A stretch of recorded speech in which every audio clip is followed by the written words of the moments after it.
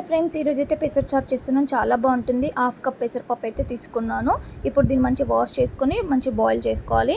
Boil చేసేటప్పుడు పసుపు కానీ సాల్ట్ కానీ ఏది వేయొద్దు.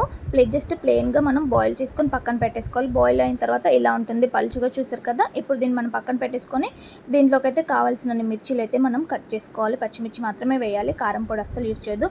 అలాగే ఇప్పుడు పచ్చిమిర్చి కట్ చేసినాక స్టవ్ మీద గిన్నె పెట్టేసుకొని ఆయిల్ వేసుకొని వేడెక్కిన తర్వాత అయితే ఆవాలు, జీలకర్ర, పచ్చిమిర్చి వేసుకొని అలాగే కొంచెం కరివేపాకు వేసేసుకొని మంచిగా మిక్స్ చేసేసుకోవాలి. బాగా వేగిన తర్వాత ఇప్పుడు ఇందులోకి సాల్ట్ అనేది యాడ్ చేయాలి. ఈ స్టేజ్లో సాల్ట్ వేయడం వల్ల ఏంటంటే మనం పప్పులో తినేటప్పుడు పచ్చిమిర్చి ఉంటుంది కదా, తిన్నా కానీ కారం అనేది తలగదు, బాగుంటుంది. ఇప్పుడు కొంచెం పసుపు వేసేసుకొని మంచిగా ఫ్రై అవ్వనివ్వాలి. ఫ్రై అయిన తర్వాత ఇప్పుడు టమాటాలు వేసుకోవాలి. నేను 2 టమాటాలు వేసుకున్నాను. చిన్నవి అయితే 3 వేసుకొని, పెద్దవి అయితే 2 సరిపోతాయి. టమాటా వేసుకొని మంచిగా మిక్స్ చేసేసుకోవాలి. ఇందులో అసలు చింతపండు అనేది యూస్ చేయొద్దు, ఎందుకంటే సమ్మర్ అనగానే ఎక్కువగా చింతపండు చారులు అవి చేస్తుంటాం కదా. ఇందులో ఎక్కడ చింతపండు లేదు. ఈ చారు అయితే ఎవరైనా తినొచ్చు, హెల్దీది, చాలా బాగుంటుంది.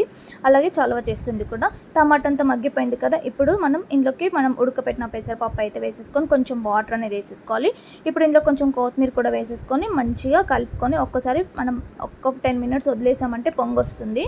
ఇలా పొంగొచ్చేదాకా చూడాలి. పొంగొచ్చిన తర్వాత మంచిగా 10 మినిట్స్ అలా మరగనివ్వాలి. బాగా మరిగితే మంచి టేస్ట్ అనేది వస్తుంది.